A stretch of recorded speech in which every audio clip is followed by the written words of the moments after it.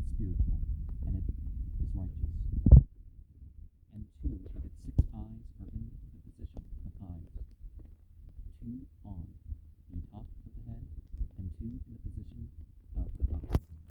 With the darkness of those 6 eyes it overcomes and destroys.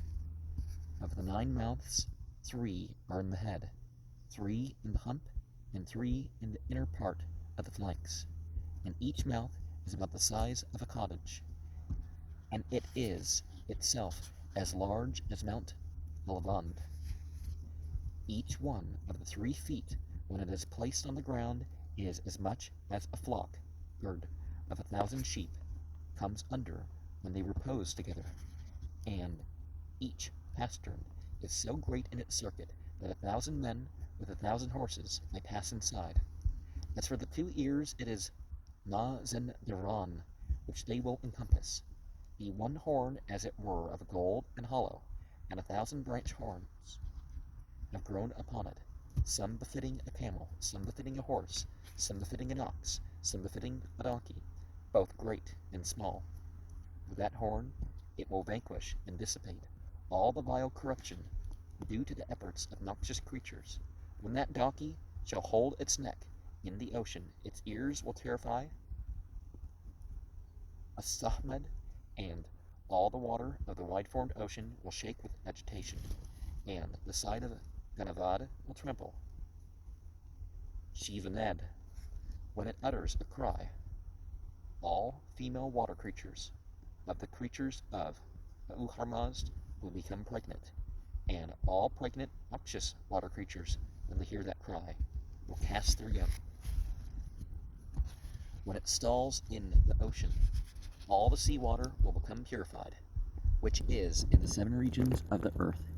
It is even on that account when all donkeys, which come into water, stale in the water, as it says thus, if, O 3-legged donkey, you were not created for the water, all the water in the sea would have perished from the contamination which the poison of the evil spirit has brought into its water, through the death of the creatures of Uharmazd.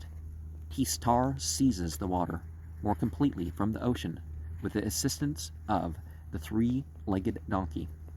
Of ambergris also, Ambarik, it is declared that it is the dung of the 3-legged donkey. For if it has much spiritual food, then also the moisture of liquid nourishment goes through the veins pertaining to the body into the urine, and the dung is cast away. Of the ox, Hathaios, which they call Sarsaok, it says that in the original creation men passed from region to region upon it, and in the renovation of the universe they prepare hush, the beverage producing immortality from it.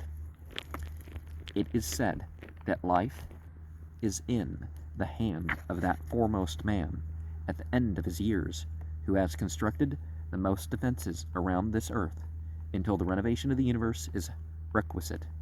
Regarding the bird Kamros, it says that it is on the summit of Mount Alborz, and every 3 years may come from the non-Iranian districts for booty, gird, by going to bring damage, ziyan, on the Iranian districts, and to effect the devastation of the world. Then the angel Berg, having come up from the low country of Lake Arag, arouses that very bird, Kamros, and it flies upon the loftiest of all the lofty mountains, and picks up all those non-Iranian districts, as a bird does corn.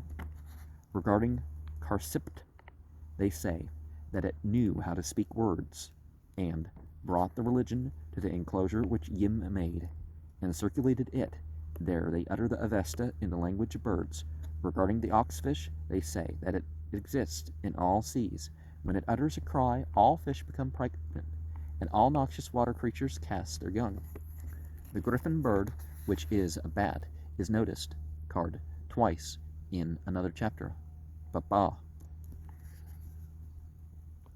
Regarding the bird Ashozust, which is the bird Zabara, Vahman, and also the bird Sok, they say that it has given an Avesta with its tongue, When it speaks, the demons tremble at it, and take nothing away there. A nail paring, when it is not prayed over, afsud, the demons and the wizard seize, and, like an arrow, it shoots at and kills that bird.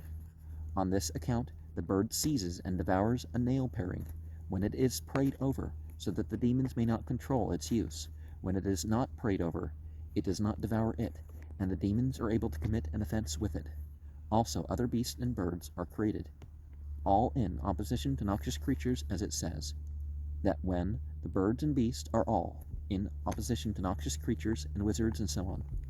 This too it says that of all precious birds, the crow, Pahlavi, is most precious. Regarding the white falcon, it says that it kills the serpent with wings. The magpie, Kaskinak bird, kills the locust and is created in opposition to it. The Kaharkas, dwelling in decay, which is the vulture, is created for devouring dead matter. Nasai, so also are the crow, Valak, and the mountain kite, the mountain ox, the mountain goat, the deer, the wild donkey, and other beasts devour all snakes. So also of other animals, dogs are created in opposition to the wolf species, and for securing the protection of sheep. The fox is created in opposition to the demon Chava. The Ichneumon is created in opposition to the venomous snake, Garzak, and other noxious creatures in burrows. So also the great musk animal is created in opposition to ravenous intestinal worms, Kaduk, Danak, Garzak. The hedgehog is created in opposition to the ant, which carries off grain, as it says that the hedgehog, every time that it voids urine into an ant's nest, will destroy 1,000 ants. When the grain carrier travels over the earth, it produces a hollow track. When the hedgehog travels over it, the track goes away from it, and it becomes level.